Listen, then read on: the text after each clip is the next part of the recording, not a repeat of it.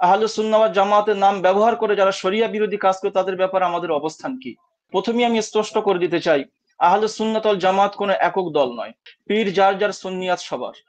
এক এক দরবার এক এক আলেম উলামা আছে, এক একজন এক এক দরবারকে ভালোবাসেন, সেটা ভিন্ন বিষয়। আহলে সুন্নাহ ওয়াল জামাতের কোনো একক দল নয়, কোনো একক ব্যক্তির নামেও নয় যে এটা সেটা সে সম্পূর্ণরূপে তারা এটা ব্যবহার করবে।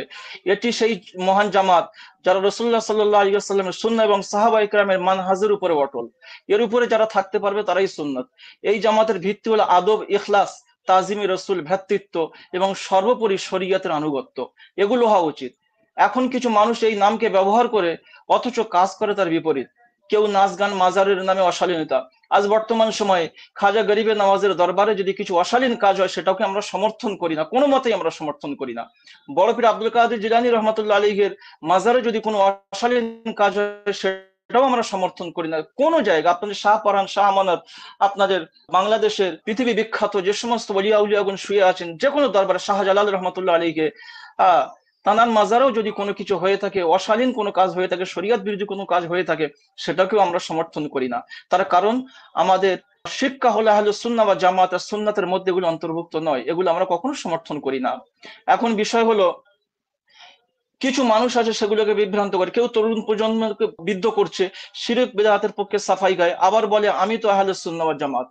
যদি কেউ এরকম কাজ কারবার করে, আবার সে যদি বলে যে আমি সুন্নি, আমি আহলে সুন্নাহ ওয়াল জামাতের পন্থী, সেটা কখনো হতে পারে না।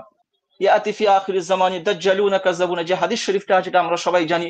এই সমস্ত হাদিস শরীফগুলো কিন্তু তারই উদাহরণ বহন করে এবং আমাদেরকে এই সমস্ত প্রশ্নবিদ্ধ থেকে সেই প্রশ্ন করা হচ্ছে আমাদের উপরে, এগুলো আমি মনে করি না যে ন্যায্য তাদের প্রশ্ন আছে। আমরা দিনকে ভাঙতে আসি না, দিনকে আঁকড়ে ধরতে এসেছি। আমরা বলতে চাই যে সুন্নি হয়ে হারাম কাজে জড়িয়ে পড়ে সে আমাদের প্রতিনিধি না। যদি কোনো সুন্নি হারাম কাজের মধ্যে জড়িয়ে পড়ে, সে কখনো সুন্নি প্রতিনিধি হতে পারে না, সে আমাদের কোনো প্রতিনিধি নয়। যে রসুলের নাম নিয়ে শরিয়াতের সীমা অতিক্রম করে, সে আমাদের ব্যানারেরও লোক নয়। আমরা প্রতিবাদ করি কিন্তু আদব রেখে, আমরা জশ্ন জুলুস করি কিন্তু শরিয়াতের দিক নির্দেশনায়।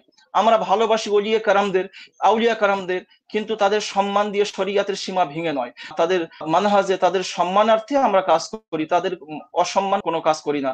আমরা আহলে ওয়াস সুন্নাহ জামাত বলতে বুঝি যারা আল্লাহ ও তার রসুলের সবচেয়ে বেশি ভালোবাসে, যারা আল্লাহর হুকুমের বাইরে এক পাও যায় না, যারা দিনের নামে ব্যবসা নয় কুরবানি করে।